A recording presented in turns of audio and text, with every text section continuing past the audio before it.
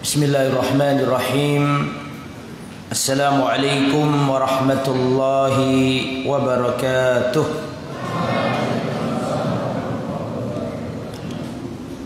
Innal hamdalillah nahmaduhu wa nasta'inuhu wa nastaghfiruh wa na'udzu billahi min shururi anfusina wa min sayyiati a'malina.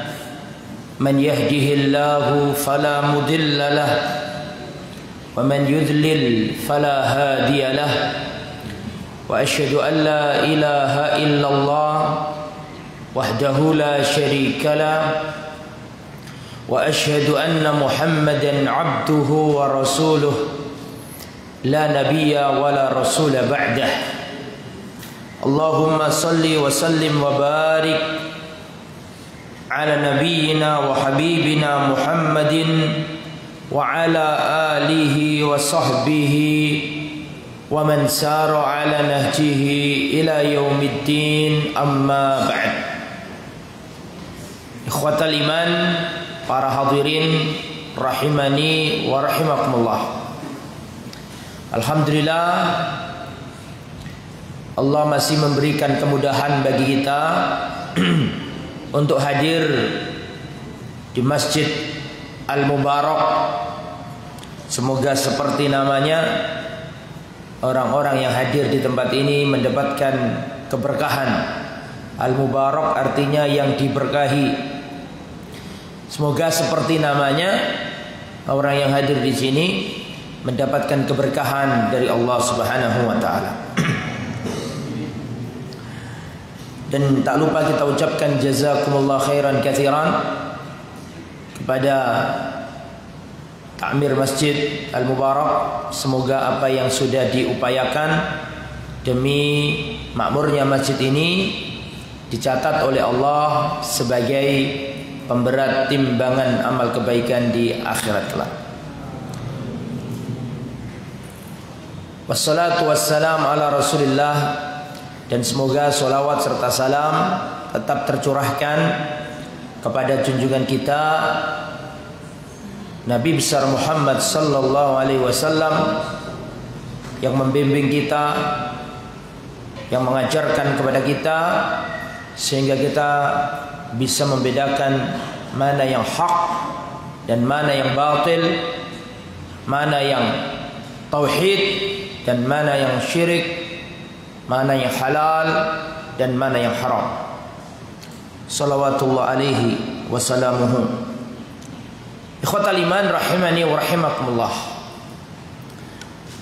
Al-Imam Ibnu Qayyim Al-Jauziyah rahimahullah berkata, rahimahullah, aslu kulli khair huwal ilmu wal adlu.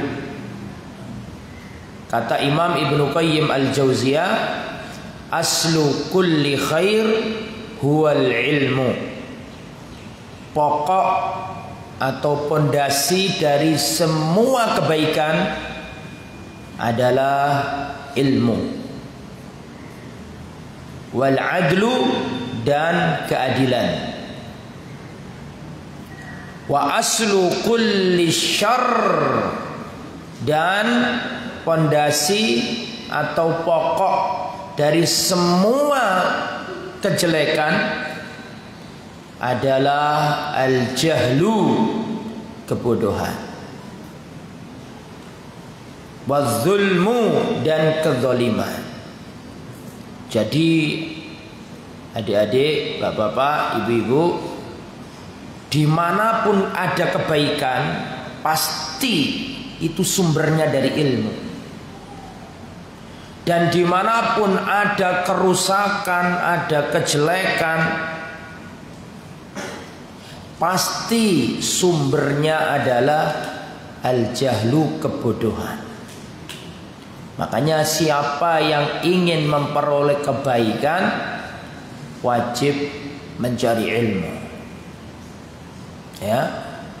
Al-Imam Ahmad bin Hanbal rahimahullah mengatakan al-ilmu la ya'diluhu syai'. Ilmu itu tidak ada yang setara dengannya.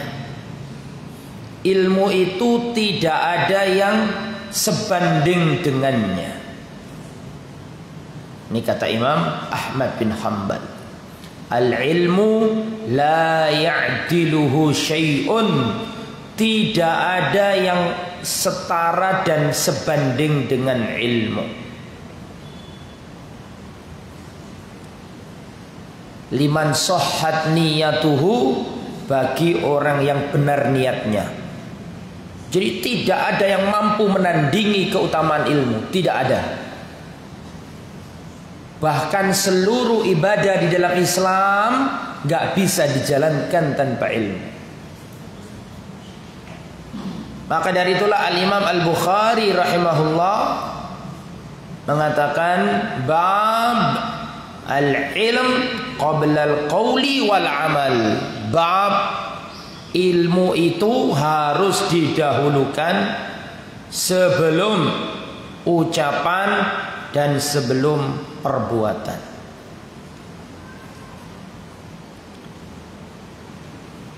Rasulullah sallallahu alaihi wasallam juga bersabda, "Innamad dunya li arba'ati nafarin."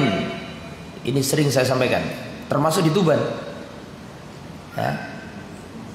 Innamad dunya li arba'ati nafarin. Dunia ini hanya untuk 4 macam manusia. Dunia ini hanya untuk 4 macam manusia. Model yang pertama, abdin razaqahullahu malan wa ilman. Tipe manusia yang pertama adalah manusia atau seorang hamba yang diberi oleh Allah harta dan diberi ilmu. Diberi harta, diberi ilmu. Wa huwa yattaqi fihi rabbahu, dan dia bertakwa kepada Allah dalam menjalankan hartanya. Dia nyambung tali rahimnya, mengerti hak-hak hartanya. Apa kata Nabi? Fahadza bi afdalil manazil. Ini adalah seutama-utamanya kedudukan. Ini tipe manusia pertama. Diberi ilmu, diberi harta. Kaya raya, semangat belajar agama. Menggabungkan antara ilmu dan kekayaan. Kata Nabi, hadza bi afdalil manazil. Ini seutama-utama kedudukan. Yang nomor 2, abdin razaqahullahu ilman walam yarzuqhu malan. Seorang hamba diberi oleh Allah ilmu tapi tidak diberi harta. Ya, miskin, melarat, tapi semangat belajar agama. Karena dia itu nggak punya harta, tapi punya ilmu, maka dia berkata, ya Allah, kalau sekiranya aku punya harta, aku akan berinfak seperti golongan yang pertama. Fahuwa biniyatihi, meskipun orang yang nomor 2 ini hanya mengandalkan niat saja, fa ajruhu masawa, maka pahalanya sama dengan yang pertama. Pahalanya sama dengan yang pertama. Yang nomor 3, abdin razaqahullahu malan walam yarzuqhu ilman. Seorang hamba yang diberi oleh Allah harta, tapi Allah tidak memberinya ilmu.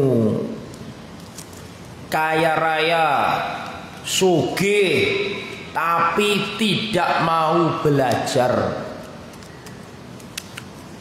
Kaya raya, tapi nggak mau belajar. Maka dia gunakan hartanya di luar aturan Allah. Tidak nyambung tali rahimnya, tidak menunaikan kewajiban-kewajiban hartanya. Apa kata Nabi untuk orang yang nomor 3 ini? Kata Nabi, kata Rasulullah sallallahu alaihi wasallam, fahadha bi akhbathil manazil. Ini adalah sejelek-jelek kedudukan manusia. Sejelek-jelek kedudukan manusia.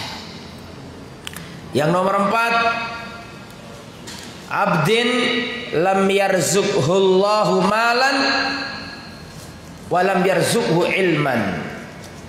Seorang hamba yang tidak diberi oleh Allah harta dan tidak diberi pula ilmu, wis melarat gak gelem ngaji, miskin ndak mau belajar agama. Karena dia ini miskin dan gak punya agama, maka dia berkata, kalau aku punya harta, aku akan gunakan hartaku seperti yang nomor 3. Kata Nabi, fawizruhu masawa, dosanya orang yang nomor 4 ini sama dengan yang nomor 3.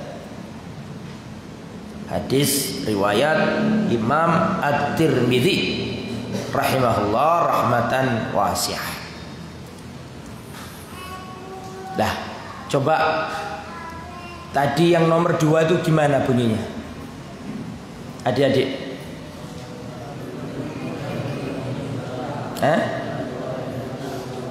orang yang diberi Allah ilmu tapi tidak diberi harta.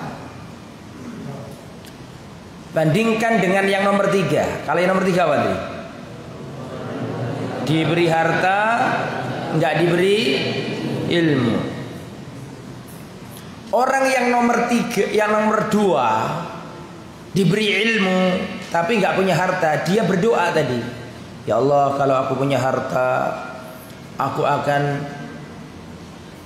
berinfak seperti golongan yang pertama.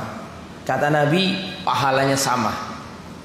Hanya karena niat saja, dia nggak punya harta, karena dia berilmu, maka dia dapat pahala sama dengan yang pertama.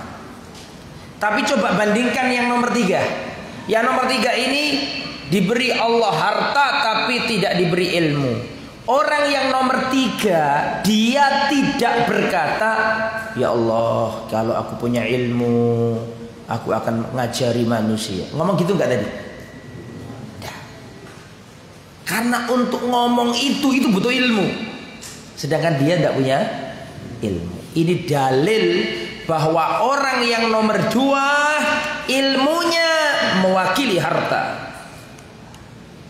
Dan orang yang nomor 3 hartanya tidak mewakili ilmunya. Jelas?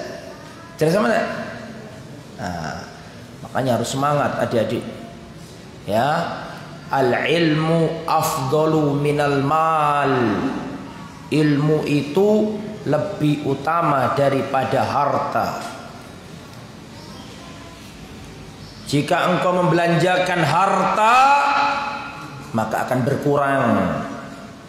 Jika engkau membelanjakan ilmu, maka semakin bertambah.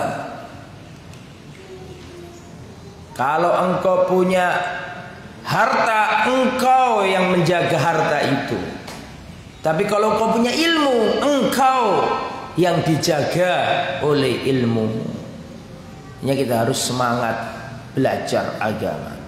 Rasulullah sallallahu alaihi wasallam bersabda, Wa man salaka tariqan yaltamisu fihi ilman sahalallahu lahu bihi tariqan ilal jannah.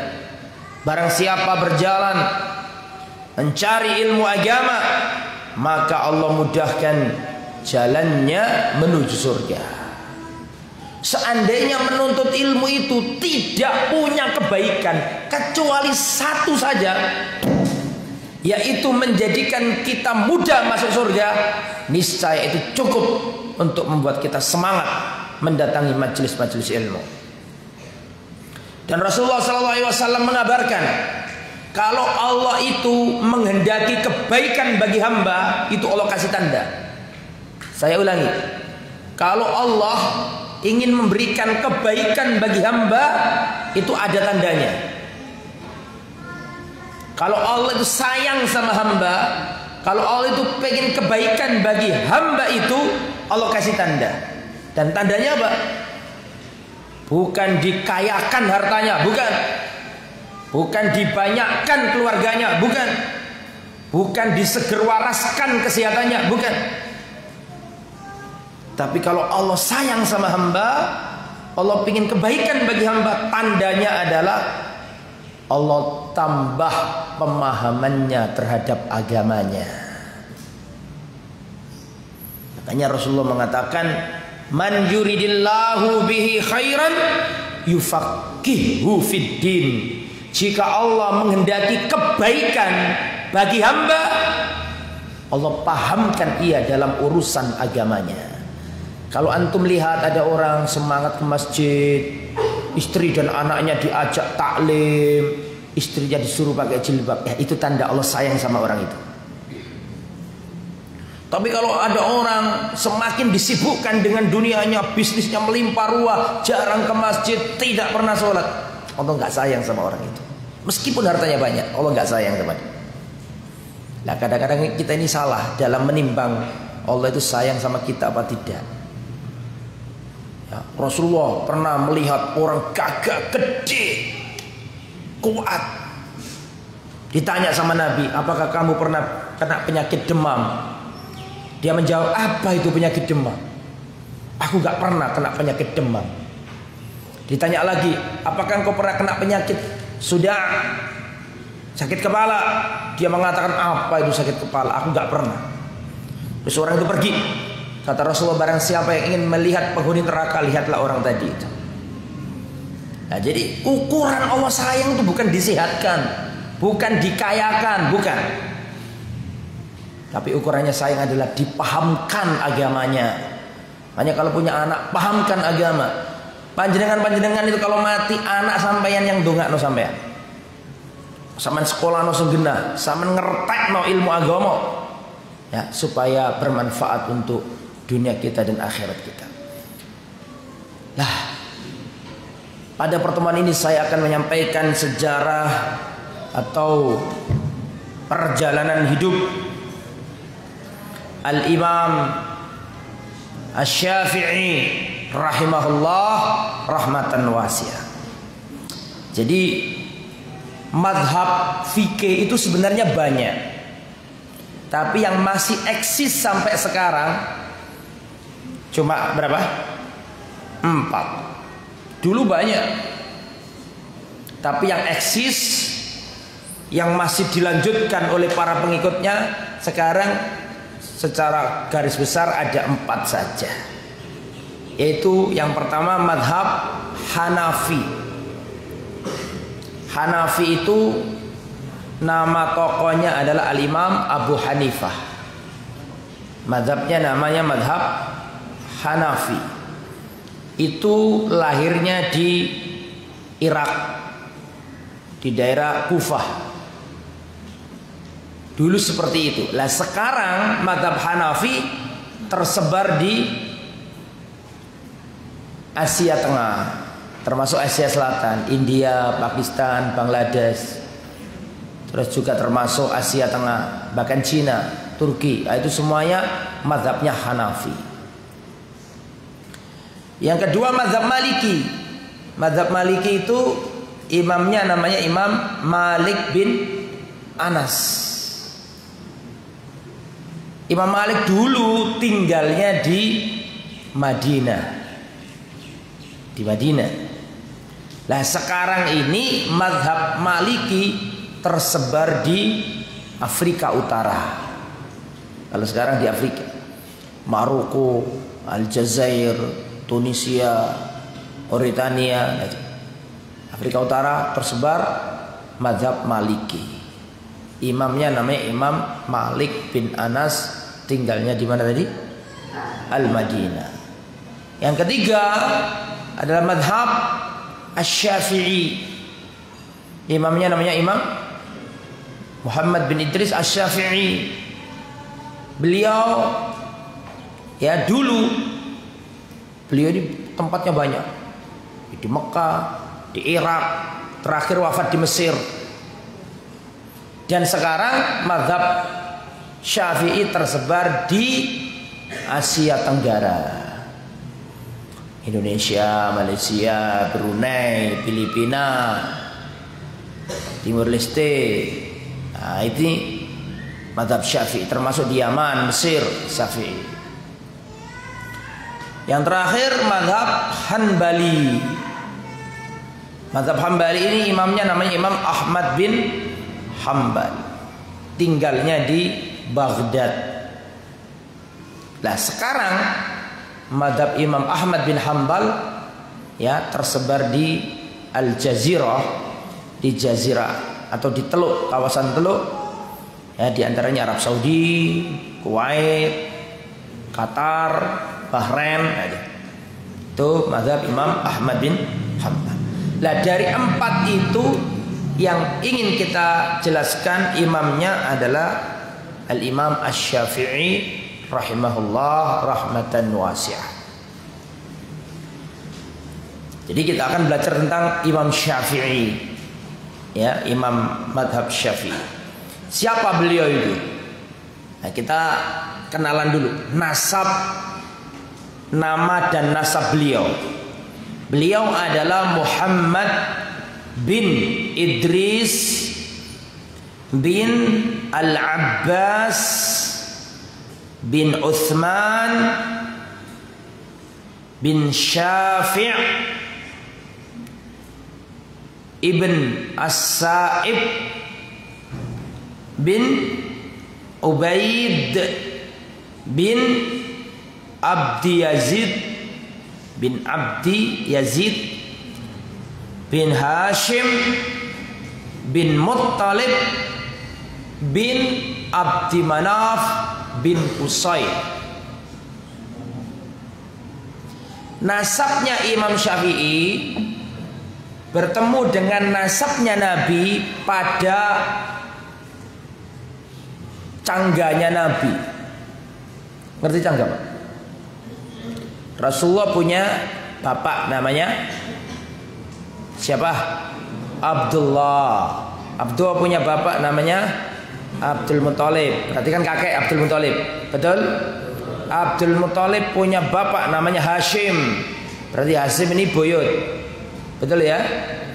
Hashim punya bapak namanya Abdul Manaf. Abdul Manaf ini apanya Nabi? Mbah, buyut, terus dalam wong Tuban tak takoni. Bapak ibu buyut sapa jenenge? Padha gak ngerti ini. Cangga nggih. Jadi Abdul Muthalib kakek pertama, Hashim kakek kedua, Abdi Manaf kakek ketiga. Lah, nasabnya Imam Syafi'i dengan Nabi Muhammad sallallahu alaihi wasallam ketemu di titik laki-laki kakeknya Nabi yang ketiga tadi namanya Abdul Manaf. Nah, itu ketemu di situ itu. Jadi Abdul Manaf ini punya anak banyak. Di antara anaknya Abdul Manaf adalah Hashim. Hashim inilah nanti yang melahirkan Rasulullah. Jelas? Di antara lagi Hashim ini, mohon maaf, jadi saya ulangi, Abdul Manaf punya anak banyak, di antaranya Hashim, Muttalib, bukan Abdul Muttalib, Muttalib. Saya ulangi, Abdul Manaf punya anak banyak, di antaranya Hashim, Muttalib, Abdisyams, dan Naufal.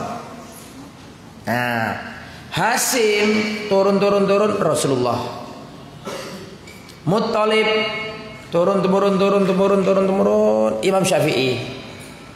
Nah, berarti nasabnya Imam Syafi'i sama Rasulullah ketemu sama laki-laki. Siapa namanya tadi? Abdul Manaf. Paham ya? Nah, jadi nasabnya Rasulullah ketemu sama nasabnya Imam Syafi'i pada laki-laki yang bernama Abdul Manaf bin Qusay. Lah, ibunya beliau namanya Fatimah binti Abdillah Al-Azdiyah. Ya, Fatimah, silakan ditulis, nanti tak tanyai. Gak bisa saya jewer, yang bisa saya kasih hadiah. Ya, itu ya. Jadi Imam Syafi'i ini Quraisy. Imam Syafi'i ini tidak diragukan kekureisannya. Ya, karena Abdul Manaf itu Quraisy. Di Imam Syafi'i ini bangsanya bangsa Quraisy, sukunya suku Quraisy. Kemudian wulida Asy-Syafi'i fi Ghazzah. Imam Asy-Syafi'i lahirnya di kota Gaza, Palestina. Loh, kok bisa lahir di sana? Wong leluhurnya ada di kota Mekah. Karena bapak beliau Muhammad bin Idris, berarti bapak beliau siapa namanya? Idris. Ini sama ibunya Imam Syafi'i hijrah ke Palestina. Ya, tenang, nggak usah bingung, jangan takut saya tanyai, dengarkan yang baik aja. Tanya-tanya tadi, tanya-tanya ini teman-temannya. Nah, fokus saja ya, perhatikan. Imam Asy-Syafi'i rahimahullah lahir di kota Gaza, Palestina pada tahun 150 Hijriah, yang bertepatan pada tahun 767 Masehi. 767 Masehi. Kok bisa Imam Syafi'i lahir di Gaza, Palestina, jauh amat? Kan leluhurnya dari mana tadi? Dari Mekah. Ceritanya ayahanda Imam Syafi'i yang bernama Idris itu hijrah ke Palestina, ya, mencari kehidupan. Ya, sampai di Palestina itulah nanti Imam Syafi'i lahir di negeri namanya apa tadi? Gaza. Yang sekarang ramai itu Pak, Gaza Pak, yang sering ada masalah sama Yahudi itu. Lah, Imam Syafi'i itu lahir di tahun wafatnya Imam Abu Hanifah. Ya? Imam Syafi'i itu lahir di tahun wafatnya Imam Abu Hanifah. Imam Hanafi tadi tinggal di mana tadi? Di Kufah atau Irak. Bagaimana pertumbuhan Imam Syafi'i dan proses mencari ilmu, kok bisa menjadi menarah keilmuan, kok bisa beliau itu menjadi mercusuar ilmu pengetahuan. Bagaimana sejak kecil beliau itu, dan bagaimana cara belajarnya. Perhatikan adik-adik ya. Al-Imam Asy-Syafi'i rahimahullah ditinggal wafat oleh sang ayah, yatim. Karena Idris ini pekerja keras, dan Idris ini bukan orang kaya, artinya orang miskin. Dia bekerja keras, banting tulang untuk menghidupi istri dan anaknya. Bukan kaya Idris ini. Terus wafat. Idris wafat di negeri Gaza Palestina. Dan itu Imam Asy-Syafi'i masih bocah. Kana yatiman fi hijri ummi. Jadi Imam Syafi'i kana yatiman fi hijri ummihi, yatim dalam pangkuan ibu. Ya, karena yatim, tidak punya ayah, hidup di negeri asing Palestina. Akhirnya uminya ini mikir, kasihan anakku kalau di sini nggak ada figur ayah dan dia jauh dari keluarga besarnya di kota Mekah. Karena ibunya Imam Syafi'i melihat ini anaknya harus tahu ya asal muasal dirinya, dan khawatir kalau tetap tinggal di negeri Gaza Palestina, khawatir akan terlantar di sana.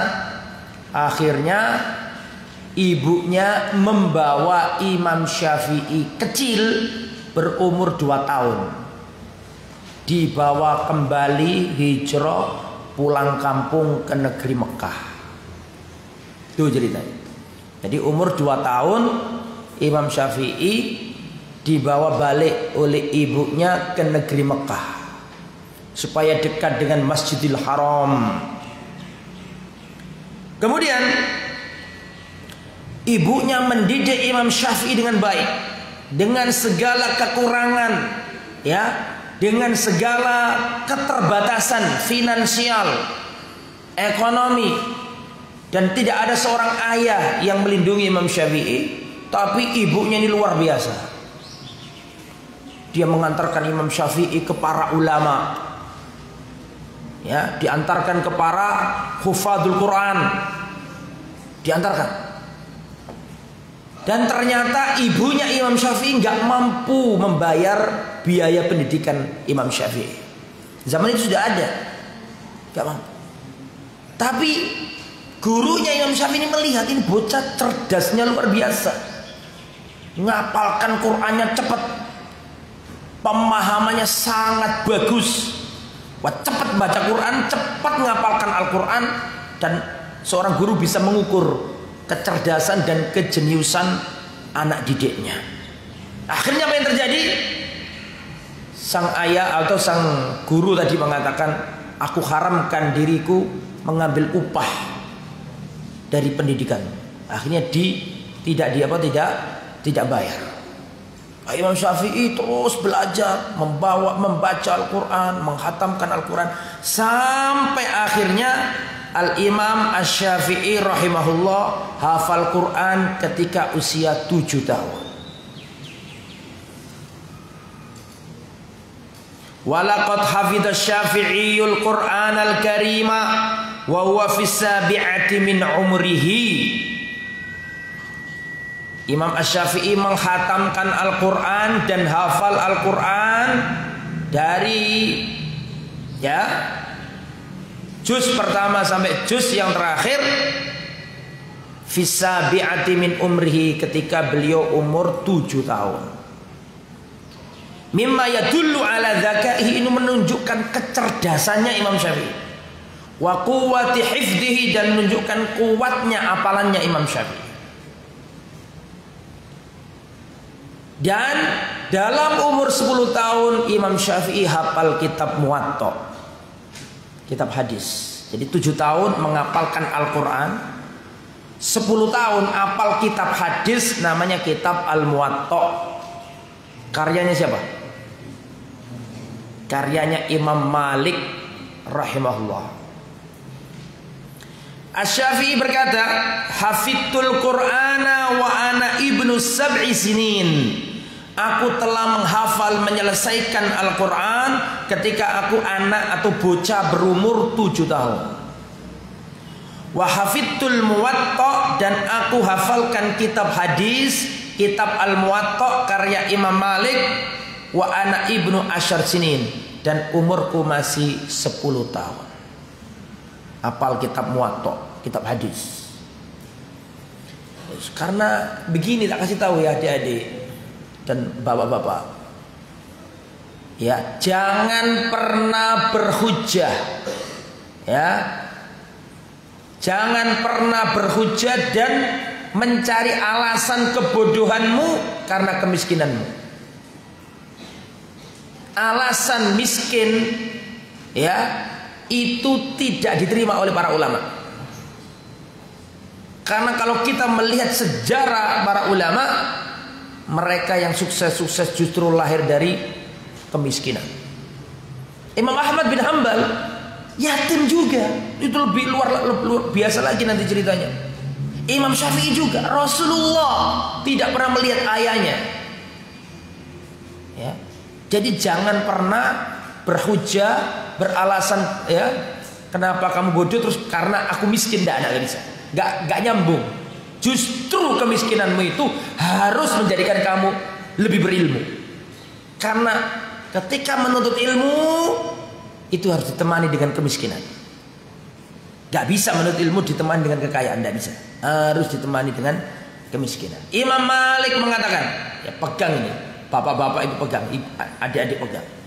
Imam Malik mengatakan, la yunalu hadzal ilmu hatta yudhaqa fihi ta'mul faqr. Seseorang tidak akan mendapatkan ilmu agama sampai dia harus mencicipi pahitnya kemelaratan. Seseorang tidak akan memperoleh ilmu agama sampai dia harus mencicipi pahitnya kemelaratan. Kalau santai-santai, ya sebulan dikasih uang 2 juta, dikasih bawa HP, ya tidurnya pakai AC, tambah gak dadi anakmu nunggu. Bejar no anakmu melarat gak apa-apa menuntut ilmu. Soge do oma, nek ndok pondok kudu melarat. Soge do oma, tapi nek belajar kudu melarat. Nek gak melarat gak dadi. Harus bangun malam, makannya ndak enak, mau mandi harus antri dulu. Belum kena penyakit gudiken biasa. Santri-santri ya, stempel kesantrian. Apa itu? Gatelen. Ya, gak sah santri ini gak gatel. Biyen ngono, tapi yo gak harus gitu ya. Tapi intinya memang harus ditiga-tigakno wong mondok anak iku. Semangatnya baja. Ya. Yakin semakin menuntut ilmu diiringi dengan kemelaratan semakin bagus. Itu Imam Malik tadi mengatakan, gimana perkataan Imam Malik tadi? La yunalu hadzal ilmu hatta yudhaqa fihi ta'mul faqr. Seseorang tidak akan mendapatkan ilmu agama sampai dia harus mencicipi pahitnya kemelaratan. Kudu melarat. Nek leha-leha santai-santai, tenang-tenang, ASEAN, pakai HP sing mahal, gak jadi. Harus melarat. Harus bangun malam, harus antri. Harus puasa, harus tidak kenyang. Begitu. Para penuntut ilmu itulah yang diajarkan para a'immah kita, guru-guru kita, imam-imam kita itu. Termasuk Imam Syafi'i, melarat Pak, luar biasa. Teman-temannya diantarkan ibu bapaknya dengan fasilitas yang Imam Syafi'i tidak ada bapak, kekurangan. Tapi beliau membuktikan bahwa ya kekurangannya itu justru menjadikan beliau yang paling berhasil daripada teman-temannya. Hafal Quran 7 tahun, hafal kitab apa tadi? Al-Muwatta umur 10 tahun. Lah setelah Imam Asy-Syafi'i ya umur 10 tahun sudah hafal Quran, sudah hafal kitab Muwatta dan hafalannya tuh encer banget. Ya, hafalannya cepat dan nangkepnya luar biasa dan melekat di kepalanya beliau. Rahimahullah. Akhirnya setelah itu beliau setelah selesai dari menghafal Quran tadi dan kitab Muwatta, beliau pindah ke Masjidil Haram. Nah, di Masjidil Haram itu kan ada halaqah-halaqah ya kan? Ada halaqah hadis, ada halaqah fikih, ada halaqah. Yang lain tuh pakai kertas ditulis begini. Imam Syafi'i gak punya kertas, gak punya tinta, gak punya kertas untuk nulis, gak punya. Maka Imam Syafi'i diterangkan dalam riwayat, beliau mengumpulkan pecahan-pecahan tembikar Dan beliau mengumpulkan potongan-potongan kulit dan pelepah kurma. Untuk apa? Untuk mencatat ucapannya gurunya dengan segala keterbatasan. Kalau yang lain pakai kertas, beliau pakai lempengan-lempengan, pakai batu, pakai potongan kulit untuk mencatat apa yang diomongkan gurunya. Nggak punya fasilitas Imam Syafi'i, karena dia bukan anaknya orang kaya, bahkan bapaknya sudah wafat. Akhirnya beliau punya banyak ilmu. Terus setelah itu beliau ingin memperdalam bahasa Arab. Loh Ustaz, bukannya Imam Syafi'i lahir cenger sudah bahasa Arab? Iya, tapi tetap belajar bahasa Arab. Apalagi aku dan awakmu kabeh sing duduk wong Arab, tambah kudu ngerti bahasa Arab. Makanya yang penting nih, akhirnya Imam Syafi'i belajar bahasa Arab. Beliau masuk ke pedalaman suku Hudel. Suku Hudel. Beliau ada di padang pasir, di hamparan. Itu orang Arab asli yang masih mingis-mingis, ting-ting Arabnya, gak kecampuran dari manapun. Tujuannya untuk memperkuat kefasihan lisannya, menyerap bahasa Arab yang asli, yang tidak kecampuran. Makanya Imam Syafi'i itu hujjah fil lughah. Imam Syafi'i itu hujjah dalam masalah bahasa.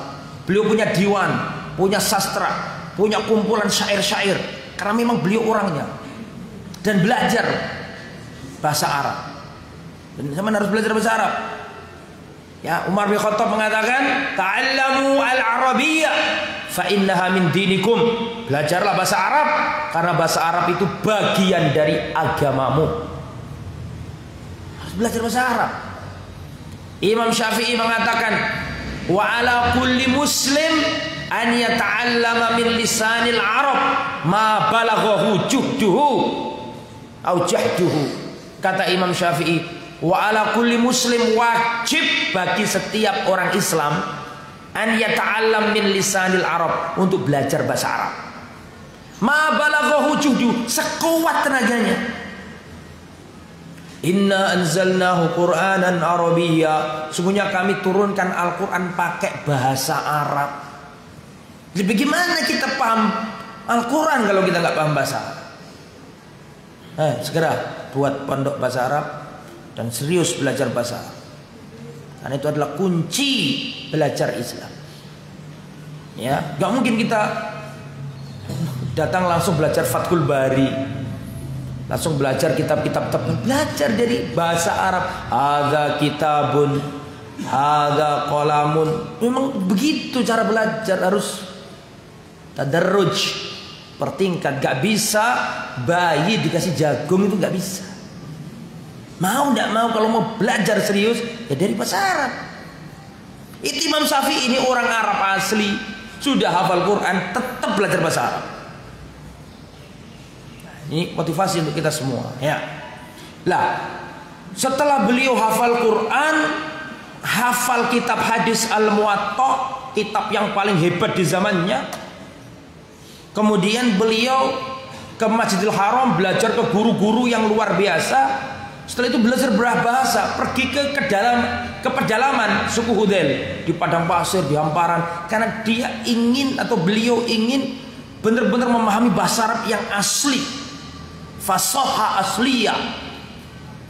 Lah, sudah itu beliau dinasihati, ya kalau belajar bahasa jangan panjang-panjang, jangan lama-lama. Engkau ini mau jadi sastrawan apa mau jadi ulama? Dinasihati sama guru beliau, ya, yang bernama Muslim bin Khalid Az-Zanji, mufti kota Mekah pada waktu itu. Nah, mufti kota Mekah ini melihat ini Syafi'i ini cerdasnya luar biasa, arek cilik ini. Ini harus ada yang mengarahkan. Akhirnya Imam Syafi'i yang masih kecil tadi itu dipanggil sama mufti kota Mekah, ahli fatwa kota Mekah, ulamanya kota Mekah, namanya Muslim bin Khalid Az-Zanji. Terus dinasihati, ya, hendaklah engkau serius, fokus belajar fikih dan belajar hadis. Karena nasihat mufti Mekah itulah Imam Asy-Syafi'i nurut. dan beliau belajar serius agama lebih khusus, lebih detail lagi. Dari situlah beliau belajar ke Imam Sufyan ibnu Uyainah, terkenal itu. Akhirnya Imam Syafi'i belajar ke ulama Mekah. Di antara ulama Mekah adalah Sufyan bin Uyainah. Di antara ulama Mekah juga adalah Fudail bin Iyad, terkenal kan? Ya, belajar di Sufyan ibnu Uyainah, belajar juga di Fudail bin Iyad, termasuk mufti Mekah tadi. Siapa namanya? Muslim bin Khalid Az-Zanji. Kemudian Dawud bin Abdurrahman Al-Attar. Jadi ulama Mekah yang pakar-pakar ilmu itu didatangi Imam Syafi'i. Jadi beliau sudah punya luar biasa nih. Hafal Quran, hafal Muwatta. Kemudian dari bahasa Arab beliau sudah paham luar biasa. Setelah itu belajar ke guru-guru terhebat di zamannya di kota Mekah. Ya, Sufyan bin Uyainah, Fudail bin Iyad, Muslim bin Khalid Az-Zanji dan ulama-ulama lainnya. Sehingga setelah itu Imam Asy-Syafi'i izin berkelana. Izin apa? Berkelana. Akhirnya beliau pergi ke kota Madinah. Dan Imam Syafi'i itu ahli memanah. Antum belum tahu ya? Imam Syafi'i waktu di Mekah itu belajar memanah dari 10 lesatan anak panah, 9 mengenai sasaran, hanya 1 yang tidak mengenai. Ahli memanah Imam Syafi'i. Ya. Kemudian setelah itu beliau izin ke guru-gurunya mengadakan rihlah ilmiah. Perjalanan ilmiah pergi ke kota Madinah. Tadi kan di mana tadi? Jadi Imam Syafi'i lahirnya di Gaza, terus umur 2 tahun pindah ke mana tadi? Di Mekah, ya, sampai belasan tahun lah kurang lebih begitu. Setelah menyerap ilmunya ahli Mekah, akhirnya Imam Asy-Syafi'i rahimahullah izin mengadakan rihlah ilmiah, perjalanan mencari ilmu ke kota kemana? Madinah. Di Madinah itulah Imam Asy-Syafi'i ketemu Imam Malik, pengarang kitab apa tadi? Muwatta.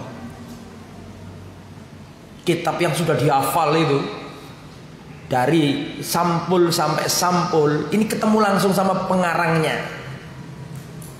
Lah Imam Muwatta ini luar biasa. Jadi Imam Malik dulu itu membuat karya ilmiah namanya Kitab Al-Muwatta. Beliau diingatkan sama sahabat-sahabatnya, sama murid-muridnya atau sahabat-sahabatnya.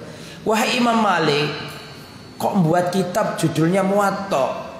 Wong sudah banyak ulama-ulama yang nulis tentang Muwatta. Muwatta imam ini, Muwatta imam ini, Muwatta imam ini. Loh kok panjenengan nulis dikasih nama Muwatta lagi? Apa enggak kasih judul yang lain? Kata Imam Malik, apa yang dikerjakan untuk Allah, itulah yang akan dilanggengkan Allah. Dan sampai detik ini, kalau disebut kitab Muwatta, yang masuk ke kepala kita adalah miliknya Imam Malik. Yang lain-lain nggak tahu. Ya dicari ya ketemu Muwattanya Imam ini, tapi kita kan jarang mendengar. Yang sering kita dengar adalah kitab Muwatta karya Imam Malik. Itu pun awakmu krungu. Tapi insya Allah bagi yang para pelajar tahu, kalau ada kata-kata kitab Muwatta, mesti itu kitabnya Imam Malik. Lah kitab-kitab yang lain nggak tahu, terdegradasi, nggak ada yang tahu kabarnya. Nah, makanya tadi kan diingatkan, loh Imam Malik kok panjenengan gawe kitab jenenge Muwatta, wis wae Muwatta yang ada di sini nih. Kata Imam Malik, tidak apa-apa. Apa yang dikerjakan untuk Allah pasti dilanggengkan Allah. Dan sesuai dengan omongan beliau, zaman ini kalau disebutkan Al-Muwatta langsung masuk di kepala kita, ini adalah karyanya Imam Malik. Kita nggak tahu karya-karya yang lain. Ya ada, tapi jarang kita dengarkan. Berangkatlah Imam Asy-Syafi'i ke Imam Malik di kota Rasulullah, kota Nabi, Madinah An-Nabawiyah. Di situ beliau belajar kitab Muwatta yang sudah dihafal di luar kepala itu. Ketika dibaca di depan Imam Malik, Maka Imam Syafi'i membaca kitab Muwatta tanpa kitab. Paham aja tanpa kitab. An-Dhahril Ghaib. Enggak pakai baca, langsung baca. Enggak pakai baca kitab, tapi langsung lisan dengan hafalan. Maka Imam Malik sangat terheran-heran, tidak pernah Imam Malik punya murid sehebat dan sejenius Imam Syafi'i. Saking hebat dan jeniusnya Imam Syafi'i, sampai akhirnya Imam Malik memanggil Imam Syafi'i dan mengatakan, karena ini orang hebat banget ini, Muwatta ini apa? Kalau murid-murid yang lain kan baca di depan Imam Malik, terus dijelaskan maksudnya itu begini, dibaca lagi, terus dijelaskan lagi. Kalau Imam Syafi'i nggak pakai kitab, langsung baca. Kaget Imam Malik, kok ada anak masih muda, secerdas dan seencer otaknya seperti ini. Ini dipanggil sama Imam Malik, dinasehati. Dan nasihatnya Imam Malik ini luar biasa, dinukil dari generasi ke generasi. Imam Malik mengatakan, ya Syafi'i, wallahi inni arallaha qad alqa fi qalbika nura fala tudfi'hu bidulmatil ma'asi. Wahai Syafi'i, aku melihat Allah itu menancapkan cahaya di hatimu. Jangan sesekali kau padamkan cahaya itu dengan kegelapan maksiat. Wahai Syafi'i, aku melihat Allah telah menancapkan dalam hatimu cahaya, dan jangan sesekali engkau padamkan cahaya itu dengan kegelapan maksiat. Itu menunjukkan maksiat itu mempengaruhi ilmu. Makanya Imam Ibnu Qayyim Al-Jauziyah mengatakan di antara penyebab orang itu nggak dapat ilmu, maksiat yang dia lakukan. Pokoknya arek pondok rokokan pasti gak pinter itu. Pengalaman biyen delok kanca-kancaku sing ngono ku. Dudu aku tapi. Arek mondok senengane keluyuran pasti gak pinter. Mesti gak pinter. Soal maksiat. Makanya nih Imam Malik nih dinasihati Imam Syafi'i karena cerdasnya luar biasa. Maka Imam Malik ini ingin mengawal Imam Syafi'i jangan sampai kecerdasannya ini hilang. Dinasihati sama Imam Malik, ya Syafi'i, aku tahu, aku melihat Allah menancapkan cahaya dalam hatimu. Tolong jangan sesekali kamu padamkan cahaya di hatimu itu dengan maksiat. Karena maksiat itu kegelapan, sedangkan ilmu itu cahaya. Gelap sama cahaya gak mungkin ketemu. Kalau ada kegelapan maka cahayanya akan hilang. Ya, salah satu, gak bisa dua-duanya. Ya, hanya diingat-ingat tuh pesannya Imam Syafi'i itu. Adik-adik juga gitu. Kau mau belajar sukses jangan bermaksiat. Adik kucing-kucingan sama pembina, cari sholat jamaah ngilang gak ketemunya, terus gak pinter pasti. Pokoknya nek senengane maksiat gak pinter. Allah menutup mata hatinya untuk mendapatkan ilmu. Dan Imam Syafi'i juga pernah ngeluh ke gurunya Imam Waqi'. Syakautu ila waqi'in su'a hifdi fa arsadani ila tarkil ma'asi.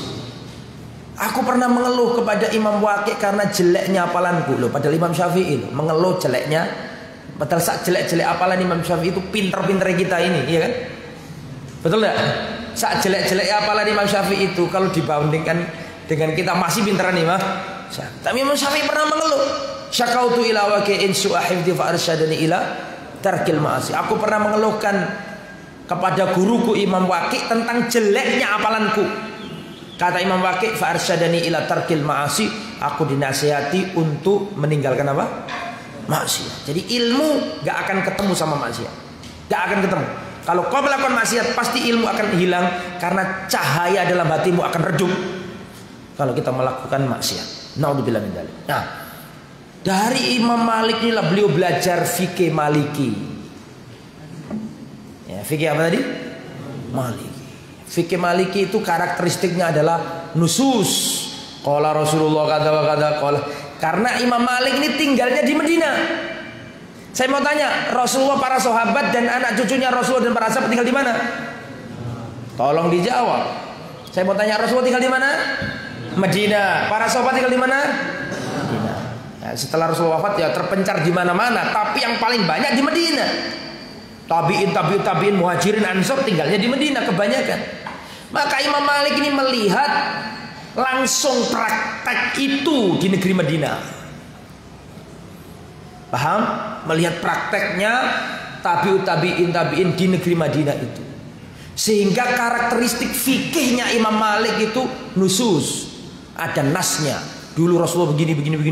Dulu para sahabat begini. Berbeda dengan karakteristiknya Imam Abu Hanifah, tinggalnya jauh di negeri Irak.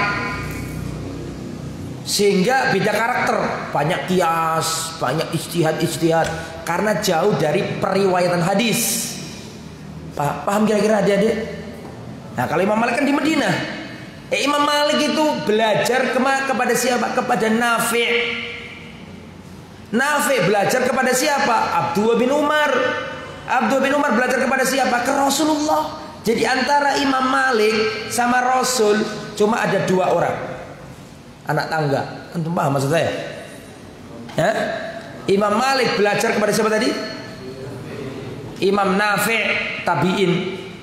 Imam Nafi' belajar ke sahabat Nabi, namanya Abdullah bin Umar. Abdullah bin Umar belajar langsung ke Rasulullah. Jadi dekat sama Rasul. Imam Malik, Nafi', Abdullah bin Umar, Muhammad sallallahu alaihi wasallam. Makanya di antara karakteristiknya fikih Maliki itu tadi sangat dekat, kuat secara pendalilan. Ya, berbeda dengan karakteristik dari Imam siapa tadi yang satunya? Abu Hanifah yang jauh di Baghdad. Ya, madrasah Ra'yi. Kalau yang di Hijaz, di Madinah itu madrasah Ahlul Hadis. Kalau yang di sana madrasah Ahlul Ra'yi. Nah, oke. Kemudian Imam Malik wafat. Karena Imam Malik wafat, maka Imam Syafi'i pulang. Ya, antum lihat saya, sana selatan, sana utara, betul ya? Mekah itu Yaman itu yang paling selatan. Yaman ke utara Mekah. Mekah ke utara Madinah. Madinah ke utara jauh Palestina. Imam Malik kan Imam Syafi'i kan di Mekah. Di Mekah belajar ke Madinah. Setelah selesai sampai Imam Malik wafat, beliau pulang ke Mekah langsung ke Yaman, ke selatan. Lah di Yaman itu beliau belajar ke ulama besar. Namanya Mutarrif bin Mazin dan Hisham bin Yusuf Al-Qadhi. Sehingga coba antum bayangkan ya, hafal Quran, hafal Muwatta, terus belajar ke Sufyan bin Uyainah, belajar ke Fudail bin Iyad, terus belajar ke Imam Malik, pengarang asli kitab Al-Muwatta. Jadi punya sarwa ilmiah yang luar biasa, punya perbendaharaan ilmu yang sangat luar biasa. Tapi nggak cukup sampai di situ, beliau berjalan lagi sampai ke negeri Yaman. Di negeri Yaman itu beliau ketemu sama ulama besar, yaitu Mutarrif bin Mazin dan Hisham bin siapa tadi?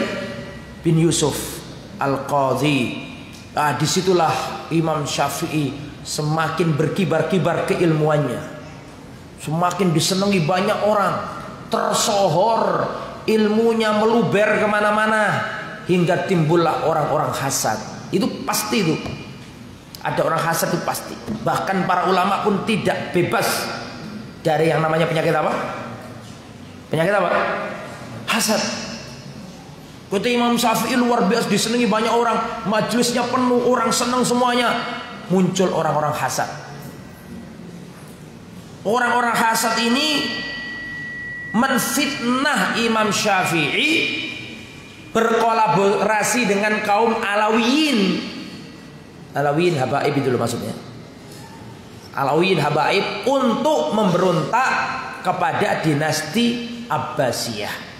Pada waktu itu yang jadi khalifah adalah Harun ar-Rasyid. Harun ar-Rasyid. Nama ustadzmu Harun ar-Rasyid. Ustadz Harun ar-Rasyid. Nama khalifahnya adalah Khalifah Harun ar-Rasyid pada waktu itu. Diprovokasi karena ini Syafi'i ini kan pendatang baru di Yaman, disenangi wong akeh, ilmune luas, omongane enak, tutur bahasanya bagus, dalilnya kuat, ilmunya kuat, hafalannya kuat, mulai muncul para penghasad. Dan itu sudah kehendak Allah. Allah itu kalau ingin membuat orang terkenal diterima, Allah ciptakan para penghasad. Untuk paham maksud saya? Orang hasad yang dengki, iri ini yang justru nanti membuat namanya Imam Syafi'i semakin tinggi. Antum tahu kayu gaharu? Kayu gaharu itu tidak akan tercium aroma wanginya kecuali harus diapakan? Dibakar dulu. Ada kayu gaharu itu loh, yang biasanya dipakai orang-orang Arab. Nah, itu dibakar dulu, nanti tercium harum aromanya. Sama, ada orang itu sebenarnya biasa-biasa aja, tapi Allah ingin memuliakan dia. Maka dengan cara apa? Allah ciptakan para penghasut. Orang hasad-hasad ini dihasati, setiap hari dihasati. Justru dengan dihasati itu Allah ingin mengangkat apa? Derajatnya, dan dapat pahala banyak karena dihasati. Nah, Imam Syafi'i dapat perlakuan seperti itu. Muncul orang-orang yang hasad, iri, dengki itu, difitnah, diadu domba, sampai beliau ditangkap, digelandang ke Baghdad karena dianggap bersekongkol dengan dinasti apa tadi? Dengan apa? Dengan kaum Alawiyun atau Habaib untuk merongrong dinasti Abbasiyah.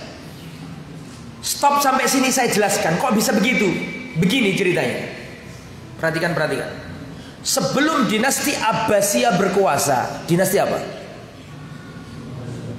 Umayyah. Kan gitu kan? Adik-adik kan gitu kan? Dinasti Umayyah dimulai dari Muawiyah, ya kan? Yazid dan seterusnya.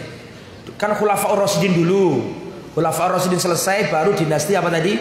Umayyah. Lah, yang melengsarkan dinasti Umayyah dulu itu, termasuk musuh bebuyutannya dinasti Umayyah itu Alawiyun. Paham? Lah, tapi ternyata dalam proses penggulingan Umayyah, ternyata justru yang jadi bukan Alawiyun, tapi siapa? Abbasiyah. Abbasiyah sama Alawiyun itu satu keluarga sebenarnya. Karena Abbasiyah itu nasabnya kembali ke Al-Abbas, pamannya Nabi. Alawiyun nasabnya kembali ke Ali bin Abi Thalib. Satu keluarga kan? Sama-sama Bani Hashim. Tapi karena politik ya begitulah, memecah belah. Oke ya. Akhirnya karena yang hasil menggeser dinasti Umayyah, dinasti Abbasiyah, maka Alawi ini cemburu gitu loh. Alawi ini menguasai. Akhirnya terjadi bentrokan antara Abbasiyah sama Alawiyah. Yang sah menjadi pemerintah yang mana? Alawiyah apa yang Abbasiyah? Abbasiyah. Lah Alawiyah ini dianggap memberontak. Lah Imam Syafi'i dituduh berkolaborasi, bersekongkol dengan Alawiyah untuk berontak kepada Abbasiyah. Jelas sampai sini ya? Ditangkap Imam Syafi'i, digelandang sampai ke Baghdad. Karena Baghdad adalah ibu kotanya Abbasiyah. Nah, gitu jemaah. Tapi alhamdulillah karena Imam Syafi'i itu memang orang baik, dia gak pernah merongrong ke pemerintahan, beliau bukan khawarij, beliau tidak pernah memprovokasi umat untuk apa? Untuk memberontak. Beliau orang baik, ilmunya lurus dengan amalnya, siqah. Ya gak ada pemikiran khawarij, gak ada pemikiran Syiah. Bahkan Imam Syafi'i dituduh Syiah gara-gara dekat sama tadi itu kaum apa tadi? Habaib lah, Allahu a'lam. Terus setelah itu di negeri Baghdad beliau dibela oleh seorang ulama Hanafi namanya Muhammad bin Hassan As-Saibani. Nah, ditolong itu, dijelaskan ke qadhi. Ini orang baik Imam Syafi'i ini. Imam Syafi'i ini adalah seorang ahli ilmu. Dijelaskan ke qadhi, akhirnya alhamdulillah Imam Syafi'i dibebaskan. Tidak terbukti bahwa beliau itu merongrong kekuasaannya dinasti apa tadi? Abbasiyah. Dan memang keyakinan Ahlussunnah wal Jamaah tidak boleh berontak kepada pemimpin yang sah. Apalagi pemimpin muslim yang sah, yang menjalankan syariat Islam. Apalagi yang pemimpin yang jahat aja selama dia muslim nggak boleh diberontak. Apalagi ini dinasti Abbasiyah yang memimpin pada waktu Harun ar-Rasyid. Ar-Rasyid termasuk khalifah yang baik gitu kan. Oke. Akhirnya apa yang terjadi? Beliau mulazamah, berguru, punya guru baru lagi di negeri Baghdad, ya, namanya Muhammad bin Hassan As-Saibani. Nah, jadi lahir di Gaza, tumbuh besar berkembang di mana tadi? Mekah, agak dewasa dikit, beliau kemana tadi? Ke Madinah. Setelah ke Madinah kemana? Ke Yaman. Kan gitu tadi ya. Di Yaman ketemu ulama besar namanya Mutarrif tadi itu. Terus timbullah fitnah tadi. Dari Yaman pergi ke Baghdad. Ya ini berarti ke Baghdad keberapa kali nih? Pertama apa keberapa? Tolong dijawab. Pertama. Ini pertama kalinya Imam Asy-Syafi'i di Baghdad. Dan beliau belajar kepada Muhammad bin Hasan As-Saibani. Nah disitulah beliau ketemu dengan madrasah Ahlur Ra'yi. Kalau madrasahnya Imam Malik tadi madrasah Ahlul tolong dijawab Ahlul Hadis. Nah, tapi kalau di Kufah atau di Baghdad beliau bersentuhan dengan madrasah Ahlur Ra'yi. Lah setelah itu, setelah menyerap banyak ilmu dari ulama-ulama Baghdad, beliau pulang. Kemana pulangnya? Ke Mekah. Lah di Mekah inilah Imam Syafi'i sudah matang, terus jadi ulama sudah, bukan sekedar penuntut ilmu lagi, udah matang ilmunya. Dan dikembali ke Mekah ini Imam Syafi'i, perhatikan, Imam Syafi'i menggabungkan dua madrasah. Madrasahnya Imam Malik dan madrasahnya Imam apa tadi? Yang di Baghdad tadi, As-Saibani, yaitu madrasahnya Abu Hanifah. Jadi wawasannya luas Imam Syafi'i. Dari madrasah Hijaz dia paham maksudnya, dari madrasah Baghdad paham maksudnya. Sedangkan madrasah Baghdad pada waktu itu berseberangan dengan madrasah Hijaz. Hijaz itu Madinah, Mekah tadi itu. Tapi dua-duanya ini dikuasai Imam Syafi'i. Ya belajar di Imam Malik memperoleh fikih ahli Hijaz, belajar ke Syaibani tadi memperoleh fikih ahli Ra'i. Dua-duanya ini digabung. Cerdas Imam Syafi'i. Lah kemudian ketika jamaah haji datang, ribuan manusia belajar di Imam Syafi'i. Semua orang terkagum-kagum sama Imam Syafi'i. 9 tahun beliau di Mekah, nggak kemana-mana lagi. 9 tahun. Dan kehebatannya terdengar di penjuru dan pelosok negeri Islam. Di antara yang belajar ke beliau adalah Imam Ahmad bin Hanbal. Imam Ahmad bin Hanbal aslinya penduduk apa tadi? Baghdad. Saking tersohornya Imam Syafi'i, maka kehebatannya, keilmuannya, keluasan cara pandangnya didengar oleh ulama Imam Abdurrahman bin Mahdi. Maka Imam Abdurrahman bin Mahdi tinggal di Baghdad. Beliau kirim surat ke Imam Syafi'i yang ada di Mekah. Kirim surat tujuannya untuk apa? Untuk menulis sebuah kitab yang isinya menjelaskan tentang hadis-hadis yang makbul, yang makbul, nasikh mansukh dan ayat-ayat Quran. Maka akhirnya Imam Syafi'i ketika mendapatkan surat dari Imam Abdurrahman bin Mahdi tadi, Imam Syafi'i membuat buku, yaitu buku Ar-Risalah, yaitu kitab usul fikih pertama, kitab Ar-Risalah. Akhirnya Imam Asy-Syafi'i mengarang kitab Ar-Risalah, ya, kitab usul fikih yang pertama. Setelah itu, setelah 9 tahun di Mekah nggak kemana-mana, Imam Syafi'i kembali ke Irak. Imam Syafi'i kembali ke Irak. Untuk keberapa kali ini berarti? Untuk kedua kalinya. Nah di Irak inilah Imam Syafi'i menguatkan mazhab Ahlul Hadis.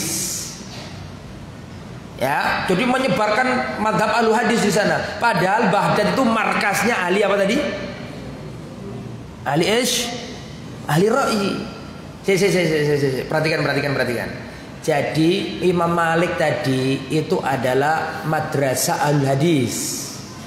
Sudah paham ya? Tinggalnya di mana Imam Malik tadi? Madinah, Hijaz. Mekah Madinah itu Hijaz namanya. Lah, Imam Malik itu kan karakteristik fikih beliau itu hadis. Karena beliau tinggal di mana tadi? Di Madinah beliau melihat riwayat-riwayat dan beliau belajar dari Nafi' belajar dari Abdullah bin Umar belajar dari Rasulullah, sangat dekat riwayatnya dengan Nabi. Dan beliau melihat amalia penduduk ahli Madinah, penduduk anak cucu sahabat, sehingga kekuatan fikihnya Imam Malik itu di nas-nas, di teks-teks, di hadis-hadis, jelas ya. Berbeda dengan madrasahnya yang di Baghdad tadi, yang awal-awal. Nah, di Baghdad ini lebih kuat di madrasah ahlul apa tadi? Ahlul Ra'yi, karena jauh dari periwayatan hadis. Berbeda dengan Imam apa tadi? Malik. Jelas ya? Lah, ketika ke Baghdad ini untuk yang kedua kalinya, Imam Asy-Syafi'i menguatkan pendapat ashabul hadis, madrasah ashabul hadis, sehingga orang-orang ashabul hadis yang ada di Baghdad seneng dengan datangnya Imam Syafi'i. Termasuk Imam Ahmad itu termasuk ahli hadis, senang. Akhirnya Imam madrasah ahli Ra'yi ini menyusut karena kedatangan Imam siapa tadi? Syafi'i. Lah, singkat kata, beliau di sana cuma beberapa tahun, 2 tahun saja, kembali lagi ke Mekah. Kembali kemana? Ke Mekah. Di Mekah yang kesekian kalinya inilah beliau mengajarkan madhabnya sendiri. Gak pakai Maliki, gak pakai hadis, pokoknya digabungkan sesuai dengan pemahamannya Imam Syafi'i. Inilah nanti yang menjadi cikal bakal madhab apa? Syafi'i. Madhab Syafi'i itu lebih luas daripada Maliki sama apa tadi yang satunya? Hanafi, karena itu diramu dua-duanya dengan cerdasnya Imam Syafi'i sehingga membentuk madhab baru tadi. Madhab apa tadi? Syafi'i. Tapi Imam Syafi'i juga nggak pernah ngomong begini. Wahai murid-muridku, mulai saat ini saya deklarasikan madhab baru, namanya madhab Syafi'i. Nggak gitu juga. Cuma beliau mengajarkan begitu aja, mengajarkan ilmu. Nah, di Mekah inilah beliau semakin mengajarkan dan membangun pondasi-pondasi yang nantinya disebut madhab Syafi'i di kota Mekah ini. Kemudian setelah itu beliau kembali lagi ke Irak, ke Baghdad lagi. Lah, di Irak, di Baghdad itu pas kebetulan terjadi Mihnah. Mihnah itu apa? Berkuasanya kaum Mu'tazilah dalam dinasti Abbasiyah, sehingga khalifah-khalifah Abbasiyah terpengaruh dengan pemikiran Mu'tazilah. Di antara pikirannya adalah mengatakan Al-Quran adalah apa? Makhluk, dan yang nggak setuju dengan itu dihukum. Maka semua ulama diuji. Al-Quran apa? Apa itu Al-Quran? Kalau dia mengatakan nggih, Al-Quran makhluk, selamat, boleh jadi qadhi, boleh jadi ulama. Ditanya lagi, ayo kamu di sini, Al-Quran itu apa? Al-Quran itu kalamnya Allah, bukan makhluk. Tempeleng, masukkan penjara, ada yang dibunuh. Datang lagi, Al-Quran itu apa? Al-Quran makhluk. Selamat, minggir sana. Diuji, setiap ulama diuji. Ini namanya mihnah tadi. Saking dahsyatnya fitnah khalqil Quran itu sampai ada ulama yang bertauriah. Bertauriah itu main kata-kata supaya selamat. Al-Quran itu apa? Makhluk apa enggak? Apa kalau Al-Quran itu? Dia mengatakan Al-Quran dan hadis dua-duanya ini makhluk. Maksudnya tangannya. Paham gak sih? Bertauriah supaya selamat gitu loh. Oh ya, yes. Selamat. Padahal maksudnya itu yang makhluk bukan Al-Qurannya, tapi apa? Kedua jadinya ini. Al-Quran dan Sunnah, dua-duanya ini makhluk. Paham gak maksudnya? Ya. Saking takutnya, kalau nggak gitu dibunuh, dipenjara, disiksa. Karena terjadi fitnah khalqil Quran yang dahsyat itu, Imam Syafi'i menyingkir dari negeri Baghdad sampai ke negeri Mesir. Jauh lagi, Afrika loh Mesir ini. Ayo diulangi lagi ya. Gaza, terus Mekah, terus Madinah, terus Yaman, terus Mekah, kok Mekah apa? Baghdad, terus Mekah, terus Baghdad, terus Mekah, terus Baghdad, baru setelah itu ke hidupnya Imam Syafi'i dari A sampai Z tentang ilmu. Imam Syafi'i tidak pergi ke tempat kecuali untuk ilmu. Jadi jika harus sampai nang rono dolen kan, nang Jogja niati dolen, nang Jakarta niati dolen. Imam Syafi'i enggak, di mana beliau ke tempat itu tujuannya belajar. Itu Syafi'i. Nah, akhirnya beliau menyingkir ke negeri apa tadi yang terakhir? Ke negeri Mesir. Lah di negeri Mesir inilah beliau menulis revisi kitab apa tadi? Ar-Risalah. Makanya antum pernah dengarkan ada qaulul qadim, qaulul jadid. Ini pendapat Imam Syafi'i yang dulu dan ini pendapat Imam Syafi'i yang apa? Yang baru. Nah, itu karena ya namanya ijtihad, berkembang. Nah, di Mesir ini beliau menulis kitab, disenangi banyak orang, menebarkan ilmu sampai beliau sakit. Beliau kena penyakit bawasir ya. Sampai beliau wafat pada tahun 204. Tadi lahirnya 150, wafatnya 204. Berarti berapa tahun Imam Syafi'i? 54 tahun, enggak sampai tua nemenda. Termasuk yang muda kan 54 kan? Ya. Beliau wafat. Lah, bagaimana ibadahnya Imam Syafi'i? Imam Syafi'i ibadahnya luar biasa. Itu tadi tentang perjalanan menuntut ilmu dan mengajar ya. Nah, sekarang ke sosok pribadinya. Qala Al-Husain Al-Qarabisi bitu ma'asy-Syafi'i lailatan. Perhatikan. Saya pernah bermalam bersama Imam Syafi'i pada suatu malam. Fakana yusalli nahwa thuluthul lail. Maka saya jumpai Imam Syafi'i sholat kurang lebih sepertiga malam. Ya, itu menunjukkan bahwa beliau ini orangnya luar biasa. Fama ra'aitu yazidu ala khamsina ayat. Imam Syafi'i tidak menambah lebih dari 50 ayat. Wa kana la yamurru bi ayati rahma illa sa'alallah. Jika Imam Syafi'i ketika membaca Al-Quran pas ketemu ayat-ayat tentang rahmat, maka beliau memohon kepada Allah. Wala yamurru bi ayati azab. Dan apabila Imam Syafi'i membaca ayat-ayat tentang azab, illa ta'awwadha, beliau memohon perlindungan dari Allah. Begitulah Imam Syafi'i. Ya, bahkan dalam riwayat yang lain dikatakan, jadi begini, ada cerita nih. Perhatikan. Waktu Imam Syafi'i kunjung di Baghdad, Imam Syafi'i kan namanya terkenal pada waktu itu, santero dunia Islam pada waktu itu. Imam Syafi'i berkunjung ke rumahnya Imam Ahmad. Maka murid-muridnya Imam Ahmad, keluarganya Imam Ahmad ini, wah, deg-degan hati mereka. Karena akan kedatangan ulama besar, namanya Imam Syafi'i. Imam siapa? Syafi'i. Mereka ingin melihat gimana sih Syafi'i itu, akhlaknya bagaimana, makannya bagaimana, jalannya bagaimana. Dulu kan gitu, kalau ada ulama besar itu diteliti bagaimana saksiannya, pribadinya itu bagaimana. Maka orang-orang menunggu Imam Syafi'i ini. Ya, maka mereka menyambut dengan antusias dan berusaha ya merekam jejaknya Imam Syafi'i ketika kunjung ke tempatnya Imam Ahmad. Datanglah Imam Asy-Syafi'i rahimahullah, disambut dengan luar biasa oleh Imam Ahmad bin Hanbal rahimahullah. Maka Imam Ahmad nih sebelumnya kedatangan Imam Syafi'i menyiapkan makanan yang enak-enak, menyiapkan makanan yang bagus-bagus karena yang datang ulama besar. Siapkan makan yang enak-enak yang banyak. Datang Imam Syafi'i sambil diperhatikan sama murid-muridnya, sama keluarganya Imam Ahmad. Ya apa kira-kira mangan Imam Syafi'i? Ternyata ketika duduk Imam Syafi'i itu makan semua dihabisin, makan Imam Ahmad. Lo kaget keluarga Imam, lo mangannya apa Imam Syafi'i ternyata? Wah, dipangan kabeh. Wis kesan pertama wis aneh ya.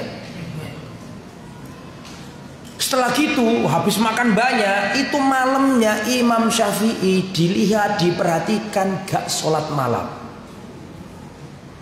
Perhatikan sama keluarganya, diperhatikan sama murid-muridnya Imam Ahmad. Piye sih soal ibadah Imam Syafi'i? Ternyata gak sholat malam. Waduh, wis mangane akeh, gak sholat wengi. Waktu subuh ditunggu-tunggu. Waktu sholat subuh ditunggu-tunggu. Ternyata Imam Syafi'i itu nggak pakai wudu, langsung masuk ke masjid. Akhirnya orang-orang, wah iki temenan ulah Imam Syafi'i enggak iki. Mangane akeh, gak sholat malam, sholat subuh gak wudu. Pas jatuh namanya Imam Syafi'i.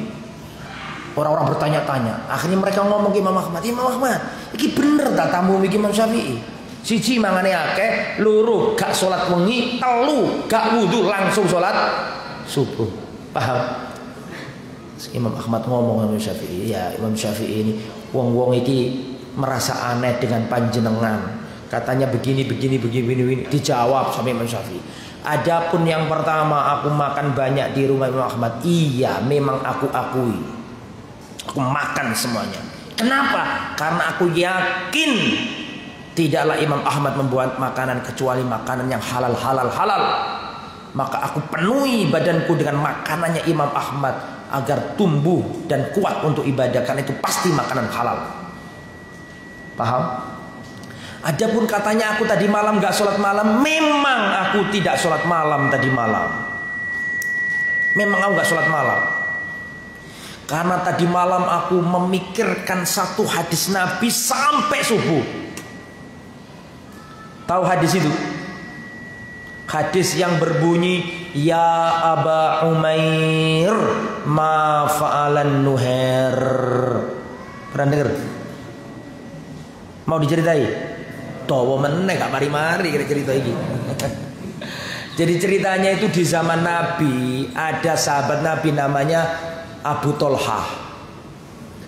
Abu Tolha itu suaminya Ummu Sulaim. Dengarkan dan catat. Ya, ada orang namanya Abu Tolha, sahabat Nabi yang mulia, punya istri namanya Ummu Sulaim. Ummu Sulaim itu adalah emaknya Anas bin Malik. Ya, saya ulangi. Pernah dengar nggak antum sahabat Nabi namanya Anas bin Malik? Anas bin Malik radhiyallahu anhu, kan sering antum hafalkan kan ya? Anas bin Malik ini julukannya adalah Khadimur Rasul, pelayannya Rasulullah. Jadi Anas bin Malik itu bocah kecil yang selalu melayani Nabi. Itu Anas bin Malik. Makanya Anas bin Malik ini kemana-mana bareng Nabi, ngerti safarnya Nabi, ngerti mukimnya Nabi, ngerti duduknya Nabi, ngerti jalannya Nabi, ngerti makannya Nabi, ngerti tidurnya Nabi, ngerti pakaiannya Nabi, ngerti bagaimana sholatnya Nabi, ngerti kabeh pokoknya. Ada kitab namanya Sama'il Muhammadiyah, tetek bengeknya Rasulullah dari A sampai Z. Itu kebanyakan yang merawikan adalah Anas bin Malik. Karena Anas bin Malik ini bocah kecil yang kemana-mana bareng Nabi. Jelas sampai sini? Sampai Anas bin Malik ini dijuluki apa tadi? Khadimur Rasul, pelayannya Nabi. Lah, Anas bin Malik ini bapaknya mati. Ada riwayat lain mengatakan murtad, ya Allah alam. Jadi Ummu Sulaim ini jadi janda. Ummu Sulaim jadi apa? Jadi janda. Kemudian karena jadi janda, datanglah seorang sahabat Nabi namanya Abu Tolha. Abu Tolha datang ngelamar Ummu Sulaim. Kaya raya Abu Tolha ini. Ya, kebunnya luas di depan Masjid Nabawi. Kaya raya. Pada waktu itu masih kafir. Dia datang ke Ummu Sulaim, "Wahai Ummu Sulaim, aku ingin melamar dan menikahi dirimu." Kata Ummu Sulaim, "Rajulun mithluka la turad." Lelaki sepertimu tidak layak untuk ditolak. Hanya saja kamu itu lelaki kafir, sedangkan aku muslimah, dan kita nggak boleh menikah. Abu Tolha kaget, masa aku ditolak? Gak salah tarik wedok ini. Masa aku ditolak? Ini soke loh. Tapi tetap jawabannya siapa? Jawabannya siapa tadi? Ummu Sulaim, lelaki sepertimu tidak layak ditolak. Kamu itu berhak diterima. Tapi kamu itu kafir, gak bisa menikah sama aku. Akhirnya dia, gimana caranya supaya aku masuk Islam? Temui Rasulullah. Datang ke Rasulullah, masuk Islam. Setelah masuk Islam, terus dia mengatakan kepada Ummu Sulaim, kamu minta mahar apa? Wallahi aku tidak ingin mahar apapun. Keislamanmu menjadi mahar untuk. Jadi gak minta mahar apa-apa. Kaya Abu Tolha ini. Menikah Abu Tolha ini sama siapa tadi? Ummu Sulaim. Punya anak namanya Abu Umair. Punya anak kecil namanya Abu Umair. Jadi Abu Umair ini apanya Anas bin Malik? Saudara? Kok bisa saudara tiri? Wong emaknya sama kok saudara tiri? Loh kok ibunya beda? Kan sama-sama usul. Saudara seibu. Ummu Sulaim punya anak Anas bin Malik. Kan tadi kan gitu kan? Terus setelah itu janda dia nikah sama Abu Talha. Ummu Sulaim sama Abu Talha punya anak baru namanya Abu Umair. Sehingga Abu Umair apanya? Anas. Saudara seibu. Abu Umair ini bocah kecil punya mainan burung emprit namanya Nugher. Nah, si Abu Umair ini punya burung kecil dibuat main-mainan, lucu-lucuan, Nugher namanya, burung Nugher gitu loh. Lah suatu saat Nugher ini, Pak burung kecil tadi itu meninggal, rahimahullah. Nah, meninggal. Ini Abu Umair sedih begini, nangis, murung karena burung kesayangannya mati. Maka Abu Umair sedih karena ingat-ingat burung kesayangannya ini. Lah di saat itulah Rasulullah datang lihat Abu Umair si bocah kecil ini murung, sedih, tidak nyaman, dihibur sama Nabi. Akhirnya Nabi ngomong hadis. Nah, ini garis bawahnya di sini nih. Nabi mengatakan, ya Aba Umair, ma fa'alan Nugher. Hei Abu Umair, ada apa dengan Nughermu? Ada apa dengan Nugher? Sudah jelas ya? Ada apa dengan Nugher? Oke? Lah, hadis yang singkat inilah, ya Aba Umair, ma fa'alan Nugher. Inilah yang dijadikan Imam Syafi'i gak tidur malam itu. Kembali ke Imam Syafi'i lagi sekarang. Sudah bukan ke Anas bin Malik lagi, ke Imam Syafi'i. Jadi ini satu makannya banyak. Dua apa tadi? Enggak sholat malam. Sholat subuhnya enggak pakai wudu, langsung sholat subuh. Nah, ketika ditanyakan ke Imam Syafi'i, adapun makan banyak, iya saya akui, saya makan banyak karena saya tahu makanannya Imam Ahmad itu halalan thayyibah. Maka aku ingin mengisi perutku dengan makanan yang halal dan thayyib untuk menguatkan aku agar aku bisa beribadah. Yang kedua, aku tadi malam dikatakan gak sholat malam. Bener, memang tadi malam aku gak sholat malam. Karena menurut para ulama menuntut ilmu lebih afdol daripada amalan sunnah. Saya mau tanya, tolong jawab. Sholat tahajud wajib apa sunnah? Lebih utama menuntut ilmu. Maka Imam Syafi'i malam itu tidak sholat malam untuk memikirkan satu hadis pendek, yaitu yang berbunyi apa tadi? Ya Aba Umair, ma fa'alan Nugher. Hei Abu Umair, apa yang terjadi dengan Nugher? Kata Imam Syafi'i, aku semalam mikirkan hadis ini dan aku keluarkan faedah-faedah yang banyak dari hadis ini. Jadi hadir itu kan simpel aja, tapi banyak faedahnya itu. Satu, bolehnya bocah kecil diberi kunyah. Kan bocah kecil namanya siapa tadi? Abu Umair. Berarti kan punya kunyah dia. Betul apa enggak? Padahal nikah belum, punya anak apalagi belum, mau nikah aja belum, ya kan? Tapi sudah dipanggil Abu ini boleh.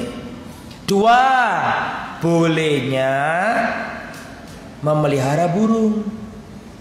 Seandainya melihara burung nggak boleh, tentu Nabi nggak gitu ngomongnya. Bisa dipahami. Tiga, welas asihnya Rasulullah. Suka menghibur apa? Bocah. Itu Imam Syafi'i itu kita dapat tiga sudah mandek itu. Kalau Imam Syafi'i punya faedah banyak dari hadis ini. Jadi gak tidur satu malam itu. Terus yang ketiga, katanya aku subuh gak wudu. Iya, aku gak wudu karena aku masih punya wudu sholat isya. Wudu sholat apa? Isya. Sholat isya wudu gak batal, gak tidur sampai subuh. Awak mau coba lakoni ngono, mikir hadis sapa awakmu iki? Ini awakmu turu ya, belajar turu supaya subuh tangi cepet. Ya, ini beda, ini Imam Syafi'i kalau ini ya. Jangan niru begadang semalam suntuk ya. Jadi seperti itu ya kan. Benar-benar seperti itu. Itu menunjukkan bagaimana ibadahnya Imam Syafi'i. Ini juga menunjukkan bagaimana semangat juangnya Imam Syafi'i dalam belajar agama. Kemudian selanjutnya akidahnya Imam Syafi'i. Imam Syafi'i akidahnya seperti imam yang lain, seperti imam Ahlus Sunnah yang lain. Ya, qala Syafi'i al-Qur'anu kalamullah. Imam Syafi'i berkata Al-Quran kalamullah walaysa bimakhluqin, dan itu bukan makhluk, seperti perucapannya orang apa? Mu'tazilah. Orang Mu'tazilah mengatakan Al-Quran makhluk. Kalau Imam Ahlus Sunnah enggak. Imam Ahlus Sunnah mengatakan Al-Qur'anu kalamullah walaysa bimakhluk. Nah, jadi pendapatnya beliau ini menguatkan pendapatnya ulama-ulama Ahlus Sunnah yang lainnya. Beliau juga mengatakan lau aliman nasu ma fil kalami wal ahwa lafarru minhu kama yafirruna minal asad. Seandainya orang-orang itu tahu bahayanya ilmu kalam dan hawa nafsu, ilmu filsafat, niscaya mereka lari darinya sebagaimana mereka lari dari seekor singa. Imam Syafi'i juga mengatakan hukmi fi ashabil kalam an yudrabu bil jarid wa yuhmalu alal ibil wa yutafu bihim fil asyair wal qabail. Aku hukumi bagi orang-orang ahli kalam, ahli filsafat Yunani dan seterusnya, agar mereka dicambuk dengan pelepah kurma, dipikul di atas atau dinaikkan di atas unta, terus dibuat keliling. Ya, hadza jazaa'u man taraka al-kitab was sunnah. Ini adalah balasan bagi orang yang meninggalkan Al-Quran dan Sunnah dan dia cenderung ke ilmu kalam. Jadi Imam Syafi'i madhabnya madhab Ahlus Sunnah, termasuk masalah asma wa sifat. Imam Syafi'i mengatakan bahwa akidah kami tentang asma wa sifat, tentang masalah istiwa, seperti yang dipahami oleh imam-imam terdahulu, kata beliau, bahwa Allahu alal arsh, Allah itu di atas arsh. Gurunya Imam Syafi'i tadi sudah saya sebutkan di awal, ya. Adapun murid beliau banyak, Al-Humaydi, Abu Ubaid Al-Qasim bin Salam, Imam Ahmad bin Hanbal, Sulaiman bin Dawud Al-Hashimi, Abu Ya'qub Yusuf Al-Buwaiti, dan yang lainnya. Pujian para ulama. Imam Ahmad mengatakan, ya, jadi anaknya Imam Ahmad namanya Abdullah bin Ahmad bin Hanbal. Makanya Imam Ahmad kan julukannya kan Abu Abdillah, karena punya anak namanya Abdullah. Dan Abdullah itu ulama juga. Abdullah berkata kepada bapaknya Imam Ahmad, ya abati, ay rajulin kana syafi'iyyu, sami'tuka taktsuru minad du'a lahu. Jadi Abdullah, anaknya Imam Ahmad itu sangat terheran-heran dengan Imam Syafi'i, karena ayahnya tuh sering nyebut-nyebut Imam Syafi'i dan sering mendoakan Imam Syafi'i. Sampai-sampai anaknya ini Abdullah berkata, wahai bapakku, siapakah sosok ulama yang bernama Syafi'i itu, sehingga aku sering mendengarkan dengan telingaku engkau selalu mendoakan Imam Syafi'i. Siapa Imam Syafi'i itu? Qal ya bunai, kana Syafi'iyyu kasyamsi lid-dunya. Wahai buah hatiku, Imam Syafi'i itu laksana matahari untuk dunia ini. Wa kal afiyati linnas, dan Imam Syafi'i itu laksana afiyah untuk manusia.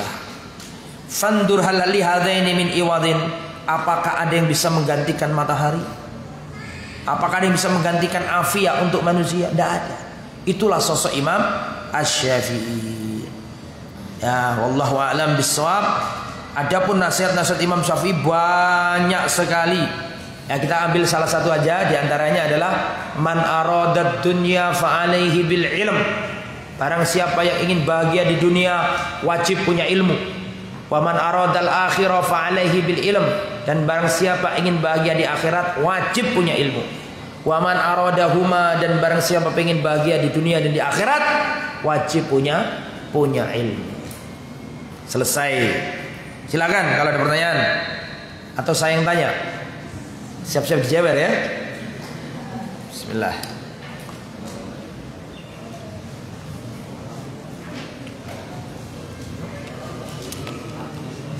Pertanyaan pertama, yang bisa dapat hadiah.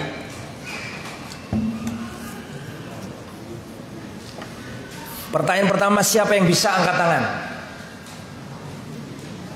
Loh, kan belum disebutkan pertanyaannya. Justru itu makanya siapa yang angkat tangan dulu? Mudah insya Allah. Nah, siapa? Angkat tangan dulu tapi. Dan insya Allah mudah. Ayo. Siapa? Angkat tangan, ayo. Gak ada yang berani. Padahal pertanyaannya mudah ini, gak sulit. Dan hadiahnya bermanfaat. Bismillah. Yang angkat tangan dapat hadiah.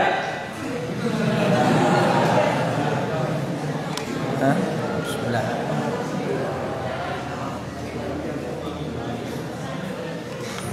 Ayo, siapa yang mau angkat tangan dan ditanya?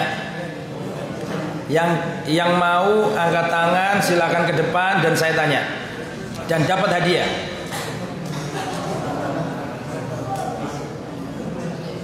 Saya nggak mengatakan yang benar dapat hadiah. Yang mau angkat tangan mau ke depan saya tanya dapat hadiah. Saya gak wani dia. Ayo. Yang mau angkat tangan dapat hadiah. Ayo.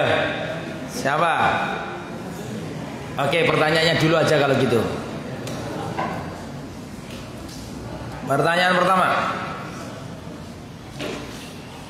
Yang bisa segera angkat tangan. Sebutkan 4 macam manusia. Sampean. Siapa namanya? Berdiri. Berdiri.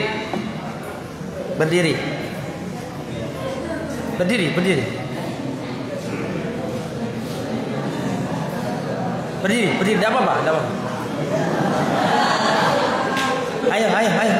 Cepet. Disebutkan. Situ enggak apa-apa. Terus baca aja. Orang yang diberi yang pertama apa? Kata Nabi, mereka ini siapa?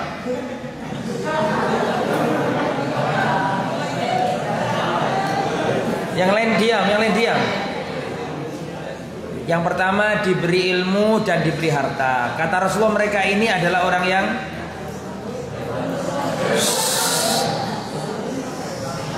nyerah. Orang yang pertama, ya mesti pertama kan disebutkan yang pertama memang. Yang lain, ayo yang lain yang berani, ayo, coba bersurah. Bismillah.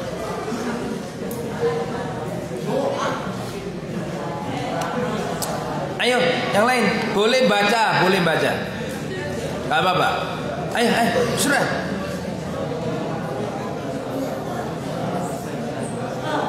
Silakan, monggo. Namanya siapa, Mas? Namanya sampean siapa? Hasan. Nah, monggo Hasan. Iya, Hasan kan? Uwais. Yang pertama.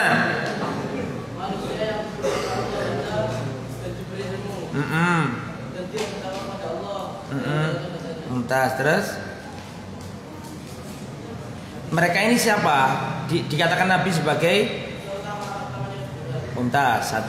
Terus yang kedua,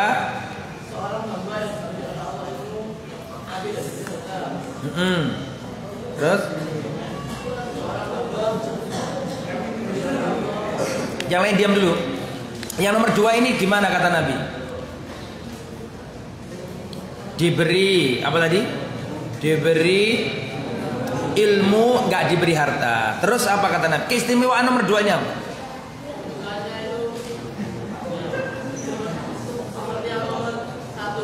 Betul. Nah, terus yang nomor 3?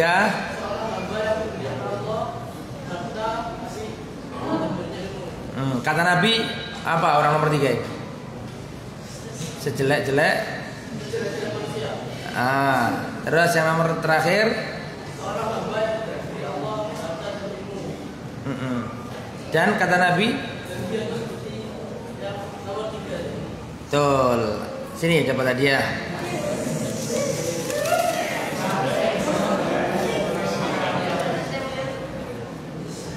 Salaman. Ayah duduk. Yang lain, Bayagung.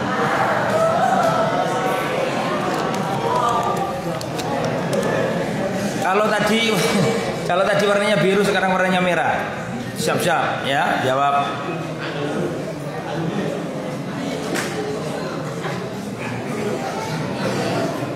Pertanyaan berikutnya, siapa yang mau angkat tangan dapat hadiah?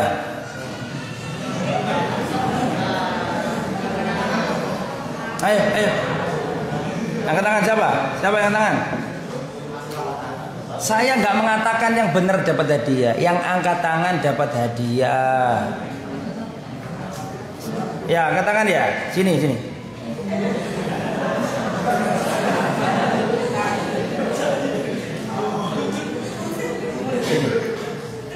Dapat hadiah. Silakan duduk. Makanya perhatikan pertanyaannya. Pertanyaannya kan siapa yang angkat tangan dapat hadiah. Nah, sudah duduk. Nah, sekarang saya tanya Imas. Ayo, Mas, ditanya sekarang. Kalau nggak bisa jawab, nggak masalah. Siapa tadi? Mas siapa namanya, Mas? Zaid. Jayyid. Nah, bagus artinya kan? Pertanyaannya, di negeri mana Imam Syafi'i dilahirkan?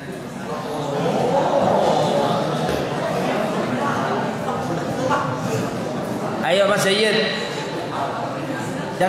Berdiri. Di negeri Gaza. Jelas. Pertanyaan berikutnya.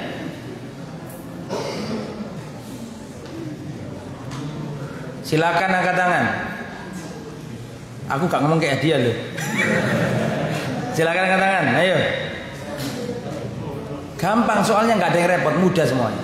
Ayo, cepet angkat tangan. Ya lebih sudah. Ayo, fadhal angkat tangan. Yang angkat tangan dapat hadiah. Ayo.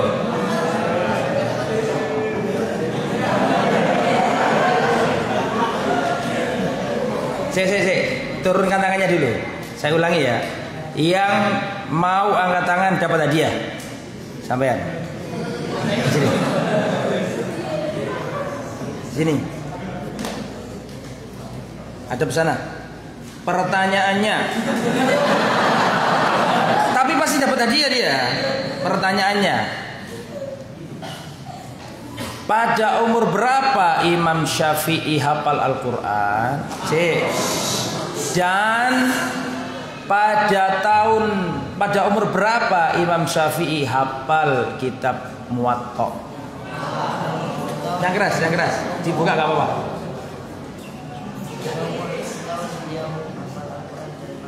Umur 10 tahun. Hafal Quran umur berapa? 7 tahun. Kalau hafal kitab Muwatta umur 10 tahun. Jazakumullah khairan katsiran. Subhanakallahumma wa bihamdika asyhadu an la ilaha illa anta astaghfiruka wa atubu ilaik. Wassallallahu ala nabiyyina Muhammad wa ala alihi wa sahbihi ajma'in. Walhamdulillahi rabbil alamin. Wassalamu alaikum warahmatullahi wabarakatuh.